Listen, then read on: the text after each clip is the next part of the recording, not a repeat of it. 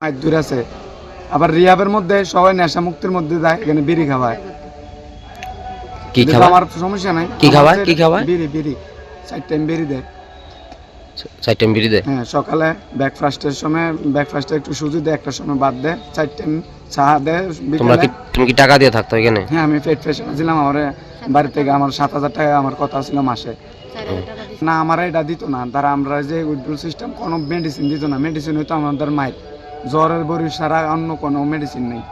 তারা মেডিসিনটা খাইলে আবার এটা আবার ইয়া হয়, নেশা হয়, এটা তারা খায়।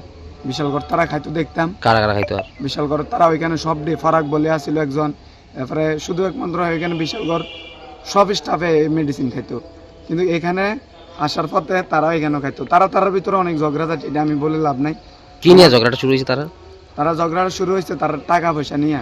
বিশালগড় তার সাথে টাকা, তারপরে বিশালগড়ের লোক এখানে যা ছিল তারা বলে এখানে নেশা করতো। কিছু লোকের কমপ্লেন দিছে তার নামে।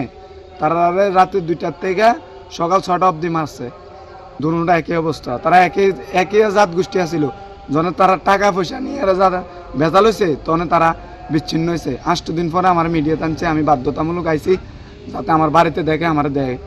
কারণ আমি বাড়ি যেতে হইব, এছাড়া কোনো লাইন নেই। তার একটা নিয়ম, তুমি মারা যাও 1 মাস লাতি তোমার বাড়ির লগে কোনো সংযোগ হইতো না, মানে এটা তার নিয়ম। এখন মানে তুমি কি চাইতেছো? কি কারণে থানাতে? আমি চাইতেছি ন্যায় বিচার চাইতেছি, আমার মতো যাতে কারণ না হয়, কারোর জীবন না হয়। মানুষের নেশা স্বার্থ পাত্তা আছি না, আমি পাত্তা আছি না। আমার তো ফ্যামিলি আছে, আমার 6টা বোন। 6টা বোনের মনে করেন না আমি একটাই ভাই, 6টা বোনের প্রাণ আমি।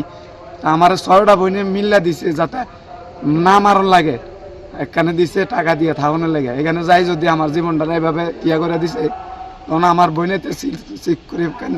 তুমি কার বিরুদ্ধে মামলা করছো আজকে? আজকে আমি মামুন চৌধুরীর নামে মামলা করছি।